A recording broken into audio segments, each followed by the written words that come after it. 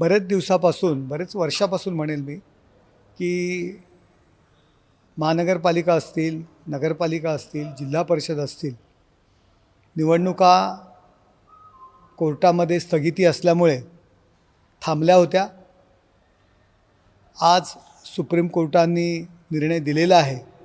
त्या निर्णयाचं आम्ही स्वागत करतो आणि लवकरच स्थानिक स्वराज्य संस्थांमध्ये निवडणुका होतील आणि महाराष्ट्र सरकार त्या निवडणुका घेण्याकरता समर्थ आहे आणि कोर्टाने दिलेल्या निर्णयाप्रमाणे लवकरच निवडणुका होतील.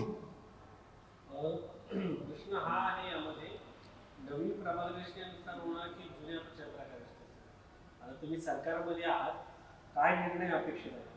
कोर्टाने निर्णय काय दिलेला आहे तो पाहावा लागेल आणि सरकार त्यासाठी जे काही निर्णय घेणार तो निर्णय बंधनकारक असणार. पण गेल्या 4 वर्षात 5 वर्षापासून कोर्टात संपूर्ण सुप्रीम कोर्टाने प्रकरण प्रलंबित होतं आणि आज निर्णय येताना या 4 वर्षामध्ये प्रशासकांनी संपूर्ण रिमोट कंट्रोलच्या माध्यमातून काम केलेले आहे. तर ते रिमोट कंट्रोल बंद होईल असं वाटतं? बघा, पहिला जो निर्णय घेतला या निवडणुका पुढे ढकलण्याचा, तो निर्णय घेतला उद्धव ठाकरे मुख्यमंत्री असताना. त्यांनी त्या निवडणुका पुढे ढकलल्या आणि तेव्हापासून या निवडणुका प्रलंबित आहेत. प्रशासकांनी, आपण असं म्हणता येणार नाही की एकतर्फी कारभार चालवला. सरकारचं नियंत्रण यावरती होतं आणि त्या ठिकाणचे लोकप्रतिनिधीसुद्धा कारभारावर लक्ष ठेवून होते. भले त्यांना त्याच्यामध्ये डायरेक्ट निर्णय घेण्याचा अधिकार नव्हता, परंतु प्रत्येक गोष्टीमध्ये त्या ठिकाणचे लोकप्रतिनिधी असतील, आमदार असतील, खासदार असतील, त्यांचं लक्ष त्या कारभारावरती होतं.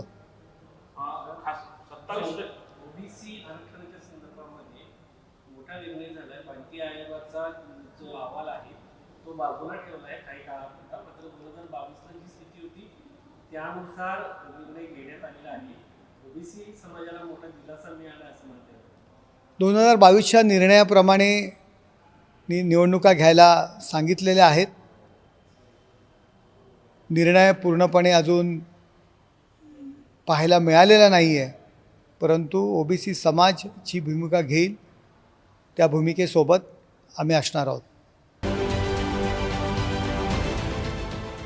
देश विदेशातील प्रत्येक घडामोडींचे लाईव्ह अपडेट मिळवण्यासाठी आता साम टीव्हीच्या सर्व सोशल मीडिया प्लॅटफॉर्मला लाईक, फॉलो आणि सबस्क्राईब करा. तसंच सर्व नोटिफिकेशनसाठी बेल आयकॉन प्रेस करायला विसरू नका.